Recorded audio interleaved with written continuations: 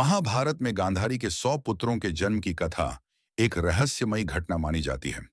यह कथा हमें प्रकृति के चमत्कार, माता के तप और राशियों के आशीर्वाद का मिश्रण दिखाती है।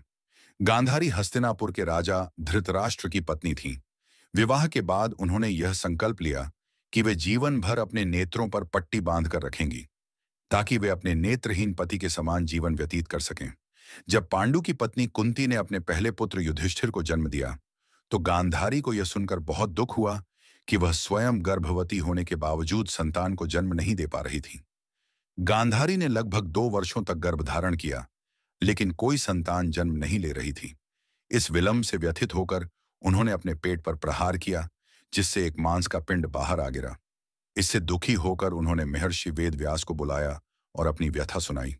वेदव्यास ने दिव्य दृष्टि से उस पिंड को देखा और बताया कि इसमें 100 पुत्रों और एक कन्या के जन्म की संभावना है। उन्होंने गांधारी को निर्देश दिया कि वह घी से भरे 100 पात्रों को तैयार करें। महर्षि ने अपनी तपोबल से उस मांस के पिंड के 101 टुकड़े कर दिए और उन टुकड़ों को घी भरे पात्रों में रख दिया। 2 वर्षों बाद उन पात्रों से कौरवों का जन्म हुआ। सबसे पहले दुर्योधन जन्मा और इसके जन्म के समय कई अपशकुन दिखाई दिए। विद्वानों ने धृतराष्ट्र को चेतावनी दी कि यह संतान भविष्य में विनाश का कारण बन सकती है, लेकिन पिता का प्रेम भारी पड़ा और दुर्योधन को पालने का निर्णय लिया गया। इसके बाद दुःशासन, विकर्ण, जालंधर सहित अन्य 98 कौरवों का जन्म हुआ। इनके साथ ही एक कन्या दुशला भी जन्मी, जो बाद में सिंधु नरेश जयद्रथ से विवाह कर गई। गांधारी के 100 पुत्रों के जन्म की यह कथा हमें यह सिखाती है कि माता का तप और राशियों की शक्ति असंभव को भी संभव बना सकती है। लेकिन यह भी स्पष्ट होता है कि यदि माता पिता अपनी संतान के दोषों को अनदेखा करें, तो यह संपूर्ण वंश के विनाश का कारण बन सकता है, जैसा कि महाभारत के युद्ध में हुआ।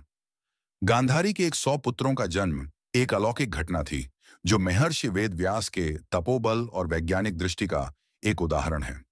लेकिन दुर्योधन और उसके भाइयों का अहंकार और अधर्म ने अंततः कौरव वंश के विनाश को सुनिश्चित कर दिया। यह कथा न केवल एक अद्भुत घटना है, बल्कि यह भी दर्शाती है कि माता पिता को अपनी संतान के संस्कारों पर विशेष ध्यान देना चाहिए।